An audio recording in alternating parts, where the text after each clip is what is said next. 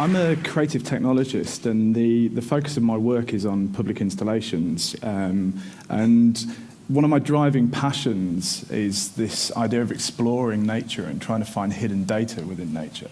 And it seems to me that there's this latent potential everywhere, all around us. Everything gives out some kind of data, whether it's sound or smell or vibration. And through my work, I've been trying to find ways to harness and unveil this. And so this basically led me to a subject called cymatics. Now, cymatics is the process of visualizing sound by basically vibrating a medium such as sand or water, as you can see there. So if we have a quick look at the history of cymatics, beginning with the observations of resonance by Da Vinci, Galileo, the English scientist Robert Hooke, and then Ernest Chladni. And he created an experiment using a metal plate, covering it with sand, and then bowing it to create the Chladni patterns that you see here on the right.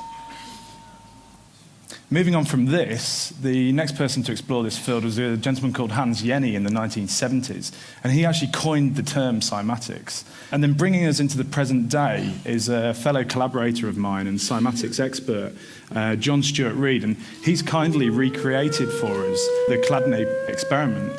What we can see here is a metal sheet, this time connected to a sound driver and being fed by a frequency generator. And as the frequencies increase, so do the complexities of the patterns that appear on the plate, as you can see for your own eyes.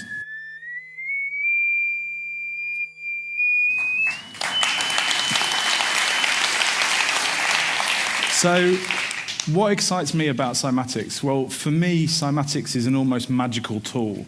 It's like a looking glass into a hidden world, and through the numerous ways that we can apply cymatics, we can actually start to unveil the substance of things not seen.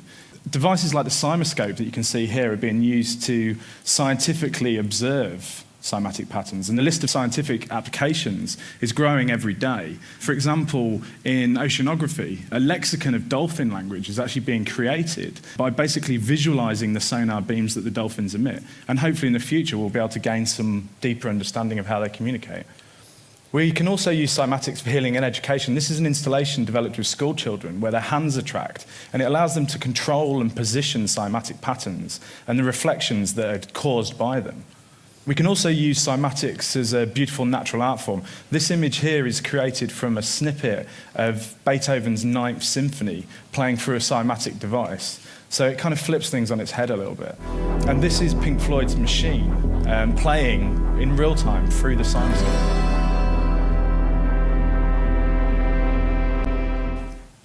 We can also use cymatics as a looking glass into nature, and we can actually recreate the archetypal forms of nature. So for example, here on the left we can see a snowflake as it would appear in nature, and then on the right we can see a cymatically created snowflake.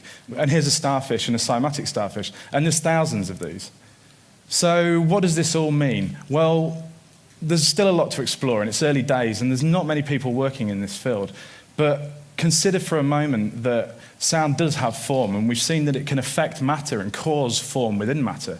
Then sort of take a leap and think about the universe forming, and think about the immense sound of the universe forming. And if we kind of ponder on that, then perhaps cymatics had an influence on the formation of the universe itself. And here's some eye candy for you from a range of DIY scientists and artists from all over the globe. And cymatics is accessible to everybody, and I want to urge everybody here to apply your passion, your knowledge, and your skills to areas like cymatics. And I think collectively we can build a global community, we can inspire each other, and we can evolve this exploration of the substance of things not seen. Thank you.